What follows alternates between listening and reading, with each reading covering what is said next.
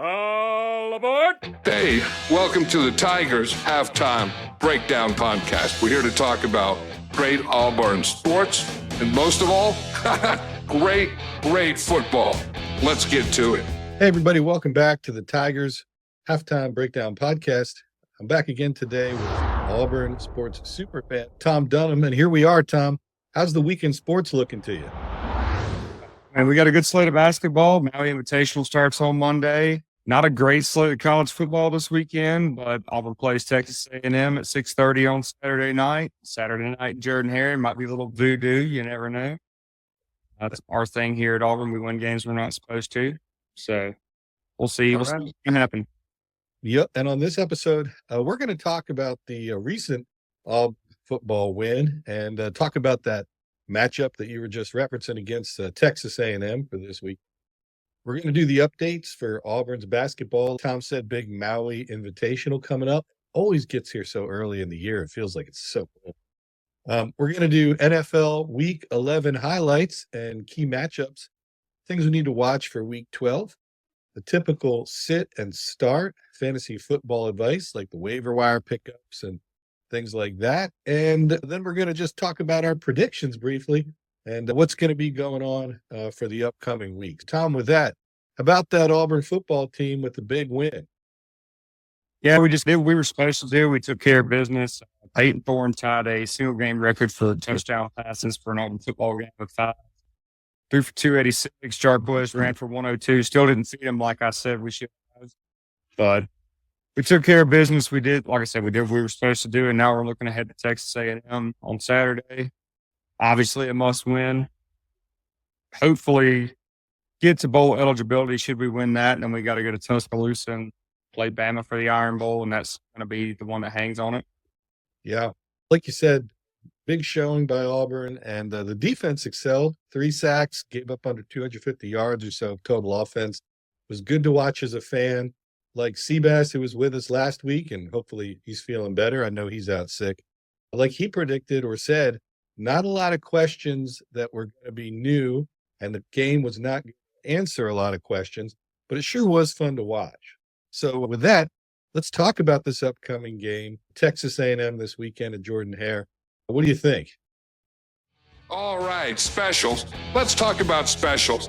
You want to talk about special? You got 75-cent wings on Wednesday. That's at halftime. You want to talk about special? You got $6 bottles of wine on Thursday. That's like a turkey with 6 or 7 legs. You just can't beat those kinds of specials while the TV and the sports are playing all your favorites. That's all at halftime. Now let's get back to the podcast. Yeah, A&M sitting at 8-2. I don't find them to be too impressive. They got blown out by South Carolina, got beat by Notre Dame the opening week of the season. They've done what they were supposed to do in the rest of the games. Marcel Reed has taken over starting quarterback. He's got over 11 passing yards. Le'Veon Moss is a dog. He averages almost 6.5 yards a carry. Obviously, we've got to limit our turnovers to 1, hope for a win. Control the time of possession. Got to tighten our pass coverage. Of course, we don't seem to have too much of a problem with that these days, especially with those young guys back in our secondary. And as I've already reiterated, a win is crucial for getting a chance at bowl eligibility. Hopefully, maybe get like a Birmingham Bowl berth. Thought like you just said that really the strategy has to center around the secondary, tightening up the pass coverage. I was going to make the same comment about Texas A&M. They've done what they're supposed to do, and they've won the games they're supposed to win. Couple impressive, outstanding performers. I think it's going to be a good game this weekend. Let's get to the pick. I think it's going to happen in terms of the pick for this game. I'm an Auburn homer as much as everyone. There's always some voodoo in Jordan-Hare, especially in night games. It's like some dark magic. Be funny with it. As much as I want to say that we're going to win, the last time I predicted a win in a conference game was Vandy. We obviously lost. I'm going to predict a close loss here, very similar to the Oklahoma game when we blew an 11-point lead. But I hope I'm wrong. But I've got Vandy 31, Auburn 24. Or 31, Auburn 24, excuse me. Yeah, no, I hear you on your pick. That's what we're calling on Halftime.Auburn.com. We got the pregame analysis there. I know Halftime lists all its specials there and everything. That's about the same thing. It looks like the local experts, Swamis, made the same prediction, and I'm with you on it. I hope I'm wrong. I think it's a Texas A&M win on the road against us. But hey, other seasons are starting up.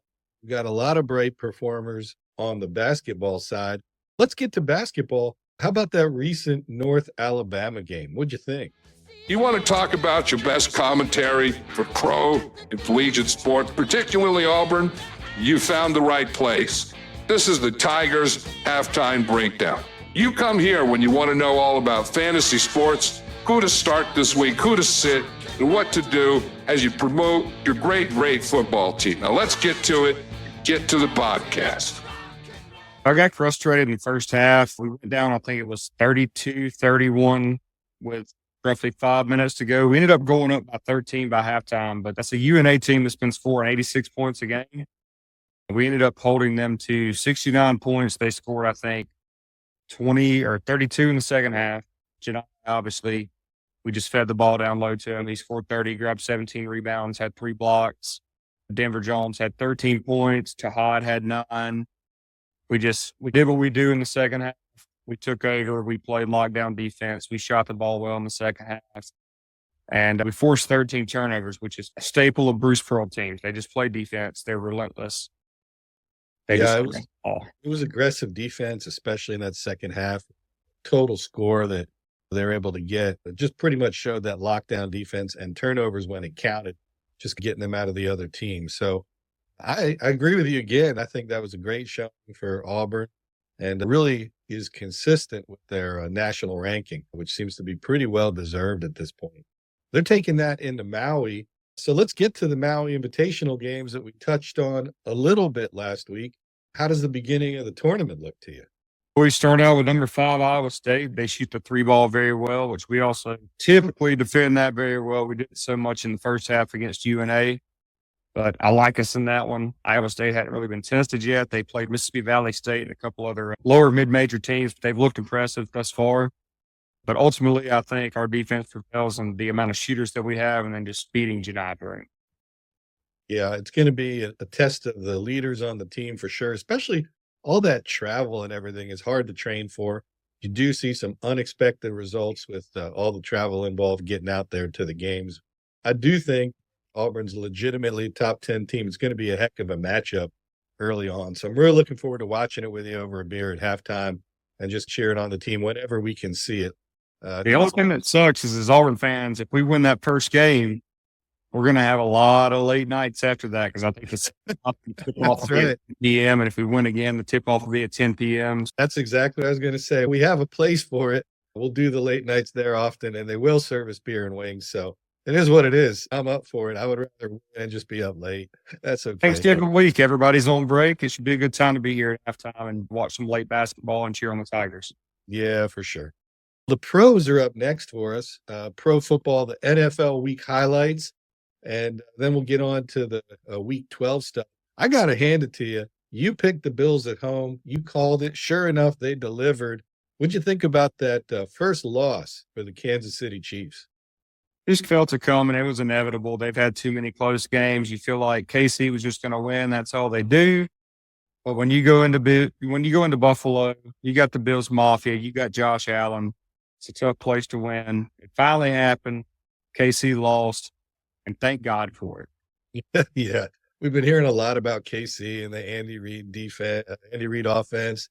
We're even seeing them all over again on commercials with Mahomes and Andy Reid, and you're like, okay, Chiefs, I'm okay now. So I agree with you. I think it is hard to play in New York. It is cold, and the Bills are well adapted to. I thought it was particularly a good game. But then let's talk about the Bengals-Chargers game. Some field goal issues and, of course, kind of discussion after about the missed field goals. What did you think about the Chargers-Bengals game? Any strong thoughts about Joe Burrows or that? Joe played a great game as always, but I had a lot of people asking me, how did the Chargers win this? How are the Chargers good all of a sudden? The answer is simply Jim Harbaugh. The man's just a hell of a football coach. Yeah, he is. Yeah, he is. The Harbaugh. And wherever he goes, whether it was Stanford, whether it was the 49ers, whether it was Michigan, and now the Chargers, he just wins. Yeah, he just finds a way. That guy, I agree with you. He is just everywhere he's been. He brings a culture, and he brings it pretty quickly. So He's just brought the I formation back to the NFL, which yep, yep. All right, then on to the Steelers Ravens. We talked about the quarterback setup because we were just talking prior to going on the air about Fields and Russell Wilson, who we seem to reference every week because he's just having such a better year since the Broncos Let's Ride thing that he did for a while. So, what are your thoughts on the Steelers Ravens game where the Steelers came out on top and 6 field goals in the game? Lamar Jackson just can't beat Pittsburgh. That's all it comes down to. He's got a pretty significant winning record against everybody else in the league, but I want to say I think he's maybe beaten Pittsburgh 2 times in his career. 3. I forget the exact number I saw the other day, but his record against Pittsburgh's terrible. Yeah, the coaching staff. Mike Tomlin has his number. Mike Tomlin, defensive guy. Yeah. Well, I agree with you. I feel like Mike Tomlin has his number, whether he puts a spy on him or just something. He can contain him like no other, and just interesting to watch. I did not think the Steelers would be at the top of their division this year, like a lot of us did preseason. So really, I think a tribute to the determination and grit for Tomlin and the team, and just what an outcome versus the Ravens. Just unbelievable. Really great game to watch. Let's quickly get through the rest of them. Upcoming matches this week. Steelers at the Browns. That's the Thursday night game. We're taping this one on a Thursday, so we can make a prediction. What do you think is going to happen, Steelers-Browns? I think I know. What do you think? It's Pittsburgh. They're going to have some packages for Justin Fields, as we read earlier, but outside of that, Russ Wilson's going to do what they do. Steelers defense is going to do what they do. It's the steel curtain. That's just who they are. No, I'm driven all around this great country, mostly on a bus. Let me tell you, one of the things you can see from the bus is one of the best sports bars I've seen, and that's Halftime in Auburn, Alabama. You get there, you get great food, you get great drink specials, and great people. It's just a good place to be, whether you're watching a game or hanging out with friends. So listen, you should come on down and try Halftime, just like this podcast is just a great place to be. They're going to be 9-2. Jameis Winston's going to be Jameis Winston for Cleveland. That's right. Jameis Winston. Touchdown to interception ratio 1-to-1. I was a fan. I've been a fan of the Bucs for a long time, so I lived with Jameis for years. And I got to say, exciting to watch, but not always for the reasons you want. And I want the guy to perform better. But not a just great quarterback, but he's a great teammate. So that's what I hear. And I hear he's a real good leader, and I want the best for him. I tell you, been tough up and down in the NFL. Let's talk about the Bucs versus the Giants. That's one of the Sunday games coming up. What are your thoughts on the Bucs Giants? Tampa Bay. They bet New York benched Danny Dimes, as they should have, but it's Tampa. It's tough week for the Giants. Like you said, finally the transition at starter. So I agree with you. That's a Bucs win, hopefully. And let's talk briefly before we move out of the pros about midseason takeaways. We've been talking about some of the teams that are performing above expectations, some of the ones that are under. And with that, let's talk about the one we seem to talk about every week, the Detroit Lions. I know that one hits you pretty close to home. How about that Lions performance against Jacksonville? Did what they were supposed to do. Jacksonville's terrible. Surprised they didn't fire Doug Peterson already. Detroit is doing what they should do. Performing a little bit better than I thought they would have this year. I figured they'd have a couple losses by now. They're still just essentially killing everyone. And I've always been a big Doug Peterson fan since his time with the Eagles. The Philly special will live in my memory forever as he takes a backup quarterback. His days as a backup quarterback with Green Bay. I've always been a fan of him. I love how he develops quarterbacks. I'll tell you, just not been a great time in Jacksonville. Really tough because I want so much for the guy to succeed there, but just been a tough one. Yeah, and then you've got the Jets, who I honestly thought would be decent with A-Rod coming off surgery and going through his little psychedelic treatment things over the off season. Yeah. They just haven't done anything that I thought they would do. The discussion's coming up. Bench Aaron Rodgers. You're starting to hear it. You're starting to put it in the news around New York. What do you think? Do you sit Rodgers at this point to make a change? If anything, it's not for a permanent change. It's to save him for next year. Because who else do you have? Season's lost, but yeah, I hear you on that. Keep him healthy. Maybe start to sit him for some series. That could be. Look to free agency in the draft to get him some more weapons. Maybe. Let's get to the fantasy football corner. We're winding down our time together this week, but let's make some of those waiver wire recommendations. Let's talk about a couple of the interesting picks you put on here. What are your thoughts for pickups from the waiver wire?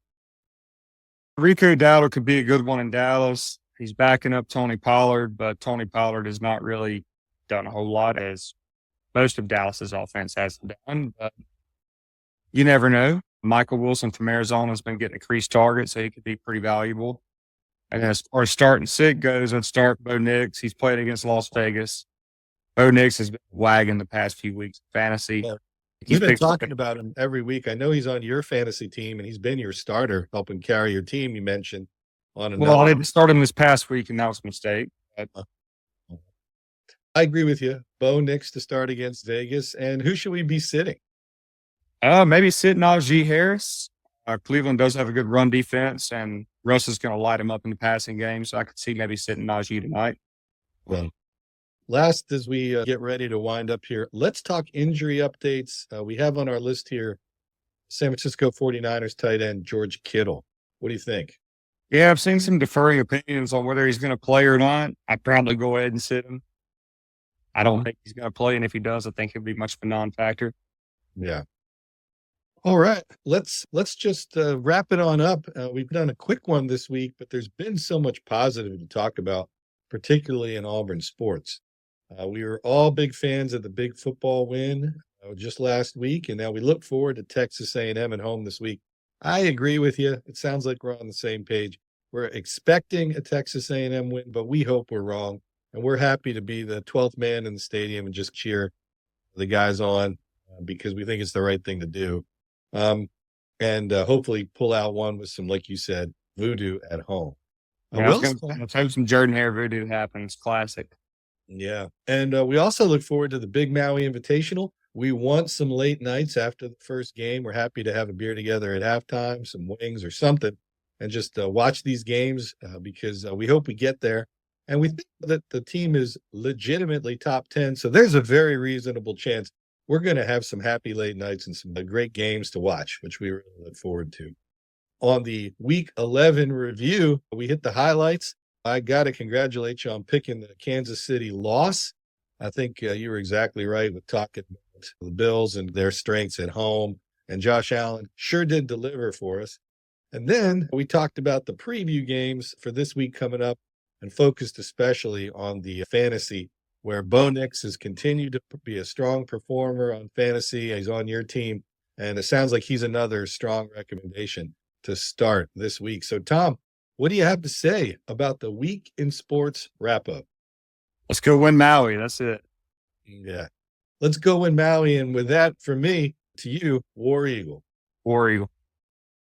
Well, hey, thanks for joining us on the Tigers Halftime Breakdown. We really appreciate your time today. We look forward to having you as a guest next time. We look forward to having you as a listener. You have a great day, and we'll see you soon